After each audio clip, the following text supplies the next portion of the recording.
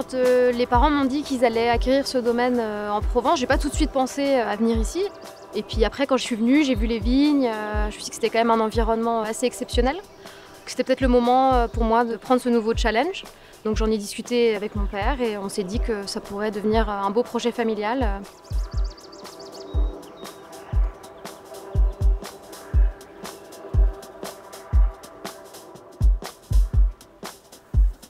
La Provence, c'est une région magnifique.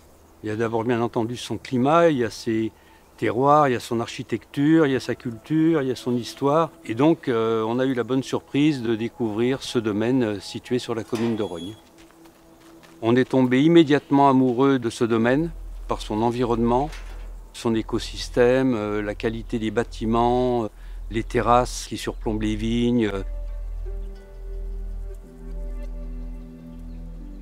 Ce qui m'a séduit dans le projet, c'était le fait de devoir créer quelque chose de A à Z et aussi de pouvoir voir le produit de la viticulture jusqu'à la bouteille qui est vendue au consommateur.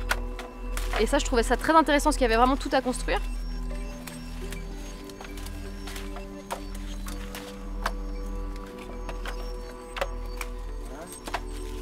Le projet qu'on souhaite mener donc, au niveau de ce domaine, il est triple.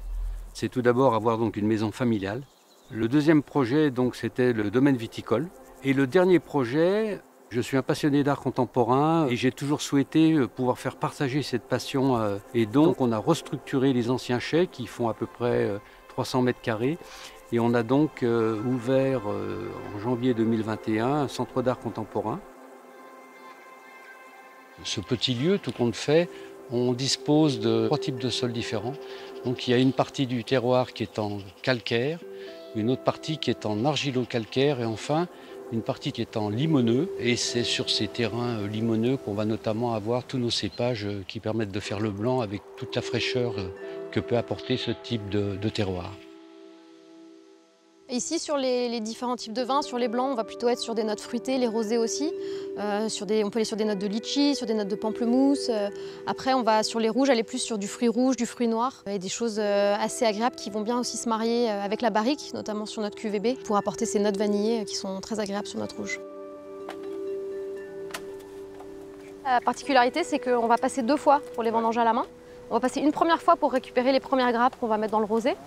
Et on va ensuite laisser les raisins sur le pied, encore quelques jours, quelques semaines, pour que vraiment ça se concentre, que les arômes soient là, que les sucres soient là aussi. Et du coup, on va venir vendanger ensuite pour faire le rouge et apporter tous les arômes spécifiques à notre rouge.